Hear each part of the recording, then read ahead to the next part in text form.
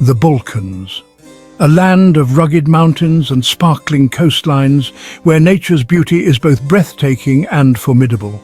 A crossroads of cultures, languages and religions where diverse traditions have coexisted and clashed for centuries, but also a land haunted by a turbulent past, marked by numerous conflicts and wars that have left deep scars. For centuries, the Balkans have been a battleground for empires, from the Ottomans to the Habsburgs, each leaving their mark on the region. A place where ethnic and religious tensions have simmered beneath the surface, often erupting into violence.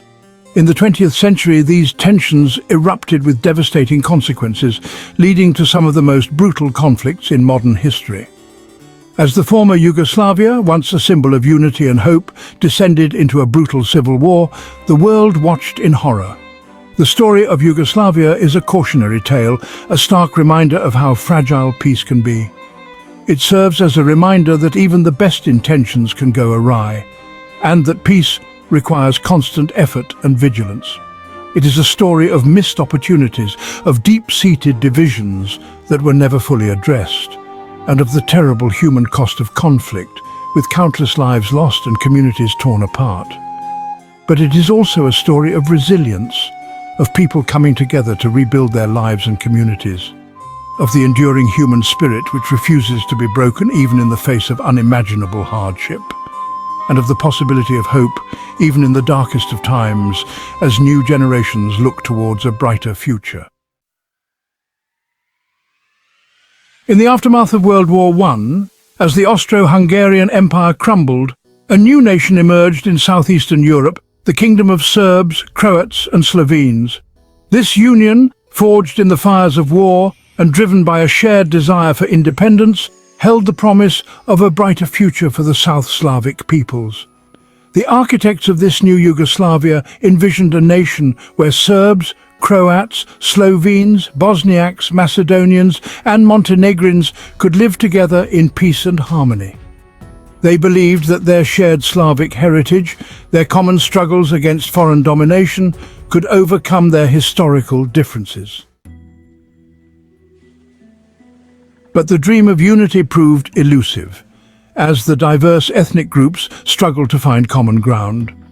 The new Yugoslavia was plagued from the start by internal divisions, by competing nationalisms, and by the weight of historical animosities that never truly faded.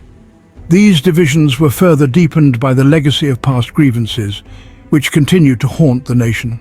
The country's first king, Alexander I, attempted to forge a unified Yugoslav identity through authoritarian means, believing that a strong hand could bring unity. However, his efforts only served to exacerbate tensions, as his heavy-handed approach alienated many. Then came World War II, and with it, unimaginable horrors that would forever change the landscape of Yugoslavia. Yugoslavia was occupied by the Axis powers, leading to widespread devastation and suffering. The country was torn apart by internal conflicts, as different factions vied for control amidst the chaos. The Croatian fascist Ustaše regime, backed by Nazi Germany, unleashed a genocidal campaign against Serbs, Jews and Roma, leaving a trail of destruction and death. Serbian Chetniks, loyal to the exiled monarchy, fought both the occupiers and the communist partisans, creating a complex web of alliances and enmities. The partisans, led by the charismatic Josip Broz Tito, emerged as a formidable force, determined to liberate Yugoslavia from both foreign and domestic oppressors. Out of the ashes of World War II, a new Yugoslavia emerged, this time under the firm hand of Tito. A communist revolutionary and a seasoned military leader, Tito had emerged from the war as a national hero. He quickly consolidated his power, establishing a one-party state and crushing all opposition. Tito's vision for Yugoslavia was one of socialist unity and brotherhood. He sought to forge a new Yugoslav identity, one that transcended ethnic and religious differences. He implemented a policy of brotherhood and unity, promoting intermarriage, cultural exchange, and the use of a common Serbo-Croatian language. Section 5. Cracks in the foundation. Under Tito's rule, Yugoslavia underwent a period of rapid modernization and economic growth. The country pursued a unique path of market socialism, balancing central planning with elements of a free market economy. Yugoslavia became a leader of the non-aligned movement, charting an independent course between the capitalist West and the communist East. But beneath the surface of unity and progress, deep divisions remained. Tito's suppression of nationalist sentiments had only papered over the cracks in Yugoslav society. The country's complex federal system, designed to balance the interests of its diverse republics and autonomous provinces, often served to exacerbate tensions rather than alleviate them. Section 6. The Rise of Nationalism. After Tito's death in 1980, the fragile unity of Yugoslavia began to unravel. Economic stagnation, fueled by rising debt and inflation, led to widespread discontent. The country's complex and inefficient federal system, once touted as a model of diversity and coexistence, became increasingly dysfunctional. Amidst this turmoil, nationalist sentiments resurfaced with a vengeance. Politicians, eager to exploit the growing discontent for their own gain, abandoned Tito's message of brotherhood and unity and resorted to the dangerous rhetoric of ethnic division. Section 7. The Descent into Chaos. In Serbia, Slobodan Milosevic, a former communist apparatchik, rose to power by appealing to Serbian nationalism. Milosevic skillfully manipulated historical grievances, particularly the memory of Serbian suffering during World War II, to stir up fear and resentment towards other ethnic groups. As Milosevic tightened his grip on Serbia, he revoked the autonomy of Kosovo and Vojvodina, further inflaming tensions with ethnic Albanians and Hungarians.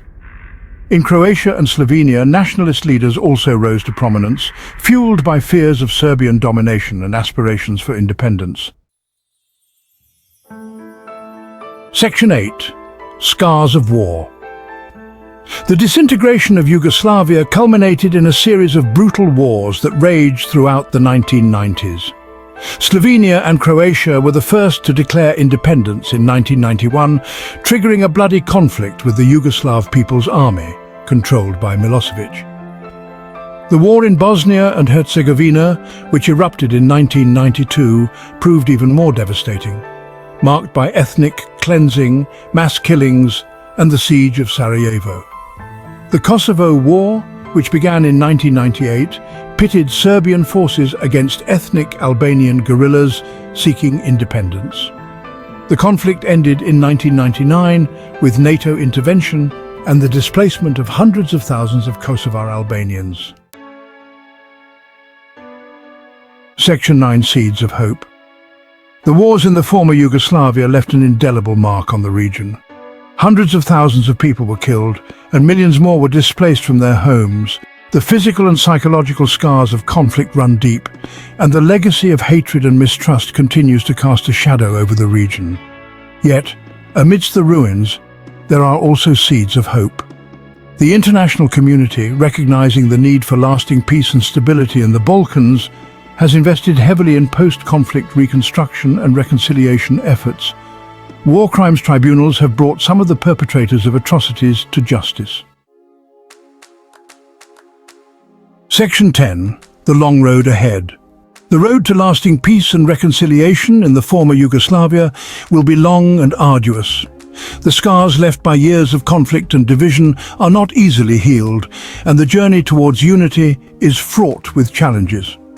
The wounds of the past run deep, and the legacy of conflict continues to poison relations between ethnic groups. Historical grievances and memories of violence still linger, creating barriers to trust and cooperation. But there are also reasons for cautious optimism. Efforts to rebuild and reconcile are underway, with various initiatives aimed at fostering dialogue and understanding among the diverse communities. Younger generations, less burdened by the memories of war, are more open to dialogue and cooperation. They are the torchbearers of a new era, one that could be defined by unity rather than division. The future of the Balkans ultimately rests in the hands of its people. It is their collective will and determination that will shape the path forward, deciding whether to perpetuate old animosities or to build a new, inclusive society. They must choose whether to cling to the hatreds of the past or to embrace a shared future based on tolerance, respect and understanding. This choice will determine the region's destiny for generations to come. The international community has a responsibility to support them on this journey, providing assistance, encouragement, and a steadfast commitment to peace. Global cooperation and solidarity are essential in helping the Balkans achieve lasting stability and prosperity. So hit that subscribe button, ring the bell for notifications, and let's turn the page on a new adventure together. Get ready to experience books like never before, only on VBook 360. Like, comment, and share to support the channel and keep the video magic alive. Thank you for stopping by. And remember, every video has a story, and every story deserves to be shared. See you in the next video.